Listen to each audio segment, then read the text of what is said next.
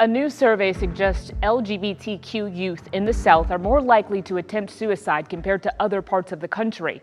Tyler Lane explains why some believe the lack of resources and support are major concerns. Tyler? Well, Candace, mental health experts and activists say creative, inclusive environments is key to helping kids in crisis. In fact, data shows it can lower the odds of a suicide attempt by 40%.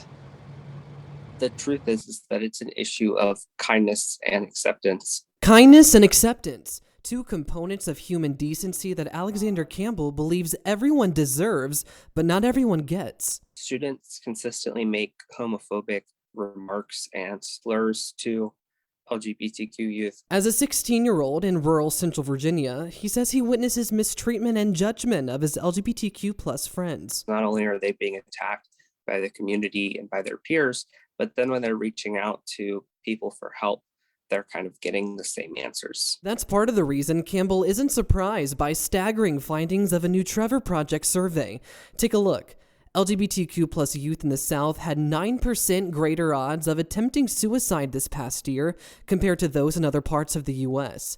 44% considered suicide, and 16% tried taking their own life. LGBTQ youth are consistently in the need for safe spaces. They need legitimate resources, and particularly mental health resources. But those are hard to find, according to the Trevor Project. 46% of Southern queer youth said their community is unaccepting of them.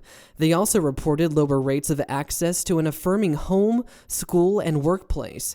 Campbell says that's especially true for those in rural Virginia. In order to access any type of service, you have to go to Richmond. What's my identity? Who am I?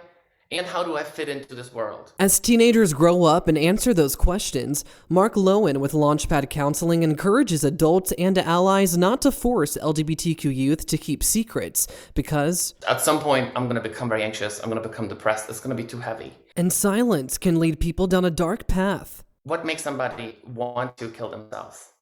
It's either this pain is unbearable or the world would be better off without me. Lowen suggests making sure there's room for everyone to express themselves, and that could be as simple as displaying a subtle message of support. I think school boards have to put in more money for more mental health resources for LGBTQ youth. As Campbell pushes for solutions, he wants those who are struggling to know this. Things will get better and that there are people out there who support them. And we have a list of local resources for those who need help. Take a look at your screen here. Side by side, Glisten Richmond, Diversity Richmond, all great organizations. And if you need professional mental health support, there's Launchpad Counseling and Queer Well. We'll also have those links on our website at WTVR.com.